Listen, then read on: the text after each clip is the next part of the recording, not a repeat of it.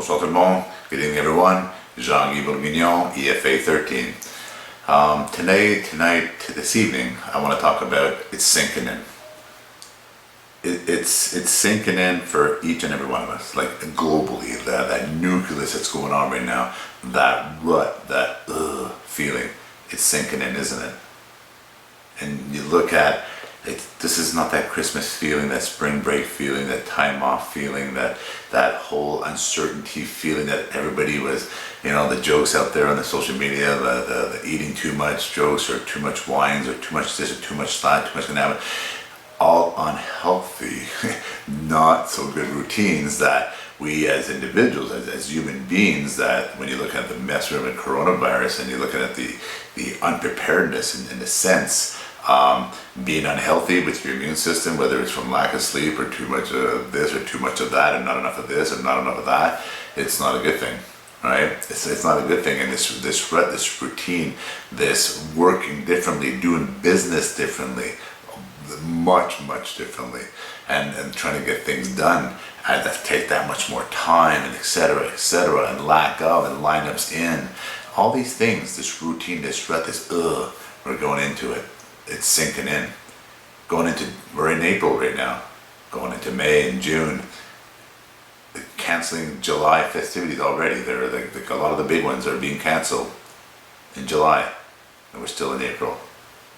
Sinking in, isn't it? So when I look at that, it's sinking in, and I say this to people, that tip my hat off to those that are in apartments with families of 4, 5, 6, with young children, and have been doing this for weeks now. They're supposed to do it for months. I tip my hat off to you. No balconies, just windows. You don't want to go out in the hallways, and you don't want to participate. When the unpreparedness, I look at these friends of mine. A good friend of mine, they came back from Mexico. We're April 9th right now, so just a couple of weeks ago they landed at the Ottawa airport, and they landed after knowing they were on a plane with 337 people. They got their flights, everybody trying to get into the country of their origin, and they knew landing that they were going to be sick. They said it, that they were on a plane, there was no PPE, there's no mask. They landed at the Ottawa airport, a couple of questions, you're out. I'm told there's still planes that land, and the law enforcement leans into you at borders for questions without PPEs, and people have to open their windows or leaning back. It doesn't make sense, correct? And that couple that I was talking about that came back, they both went through some horrible health right now. They're still on oxygen, but ended up in the hospital. They ended up in some serious medical conditions, respirator conditions, the whole 9 yards, and they're still fighting it right now. But they knew they were going to be sick. Think about that, right? That conversation, they knew they were going to be sick at that day when they landed, and sure enough, they got sick. Boy, when did they get sick? That said, we're all in this because we weren't ready. We weren't ready, flick of a switch ready. I'm talking about spending multi-million dollars, spending a lot of time and energy and people's resources to be ready. We're not ready. So when I look at that, and I look at, they call it COVID-19 mess, call it the unprepared food mess, health and safety, and health, and when we look at food and guidance, etc., and safe global measures and procedures, we weren't ready for that. We weren't ready for a lot of things. It's not our first pandemic. It's not our first rodeo. It's not our first time going through this. We have to have better things in place, flick of a switch in place. I talk about levels. I was having a conversation today with a gentleman about levels.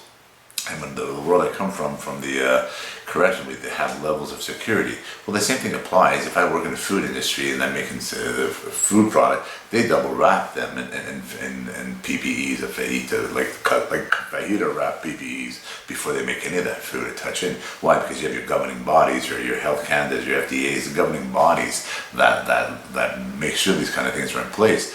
People that work in high risk situations or life and death situations are wrapped in PPEs. Why? Because you have measures and procedures in place. So the same thing can be applied. In this industry, we have to have these measures and procedures, minimum PPEs in place, right? To get that routine back, to get that feeling of safety back, to get that feeling of I'm not contracting anything and giving anything back. And people tell me, well, not everybody's going to participate in that. Not everybody's going to listen to rules and regulations and measures and procedures and PPEs and blah, blah, blah. And people don't listen and yada, yada, yada. Yeah, I know that. We are in one of the most democratic societies in the world, Canada, and we still have law enforcement. Even though we have all these laws and all this governance and all this thing, we still have law enforcement, we still have enforcement agencies. Why? Because people don't always participate. And so that's why you're still going to need enforcement. And you're still going to need measured procedures, but at least you got something moving and rolling forward. You're bringing down everything. You're taking away that fear. Hopefully we find a cure soon. Hopefully we have more tests. Put procedures in place that people get tested that want to go back to work. You test them, and then they have to wear measured levels of PPEs to work at that workplace, for example. Those are kind of measured procedures I'm talking about. And this way here, this came from a conversation today that organically grew to this. Right, so a lot of these conversations come from that. When I look at individuals and schedules, people that my wife that scheduled to have my daughters on, right? They have to. Human beings need a schedule. Children need a schedule, but human beings need a schedule. You know, keep them busy, keep them quiet. The military saying, or that song, "Too much time in my hand." A lot of ungood things sometimes come with too much time in my hand and being lack of, right? And if you look at the health part of it, and I talk about the immune system. Your immune system has to be strong. So that too much of this and too much of that and lack of this and lack of that, not good. Not good with the situation we're in, right? So when I look at everything, when I look at the two camps, those that want to go to work, those but they don't want to bring anything home out of respect for those they love and respect, right? They don't want to bring them back, and then those that have the measuring procedures have to be in place, and then all of us stuck in this rut because we this feeling, making everything work the best we can, but we weren't prepared. We weren't prepared in this in 2020, like not 1920. Even though it happened around that time frame too, 1918s, right? 2020, 100 years later, and a lot of different pandemics in between, and a lot of government studies in between, a lot of time and money spent in between, and we still weren't ready. So I know everything's being worked on, and I know that, right? It's just we're in April, and they're already canceling July festivities, and that's 3 months away, and I know it's sinking in. Right, it's sinking in. So let's collectively the solutions. Collectively get those solutions out there. Collectively make everything work, and that's what we're doing. And you see it in the industry. You see it with everything. But collectively, we got to do this. And eventually the EFA series, I'd like to bring people in. I'd like to engage in conversation with individuals. There's individuals in life that engage conversation to a level of interactive exchange of information that benefits everyone, that helps everyone, that contributes to society, right? So those kind of individuals I'd like to have on the show one day. I call the show the EFA, the Equality for All. But I'm gonna get into that. You know, once we have these social distancing, right, or even the interactive social media type platform.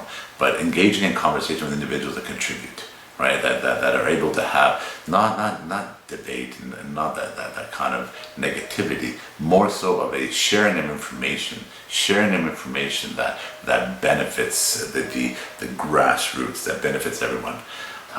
So. EFA13, Jean-Guy Bourguignon, wishing each and every one of you a peaceful remainder of the evening. Looking forward to our next conversation. Thank you. Merci.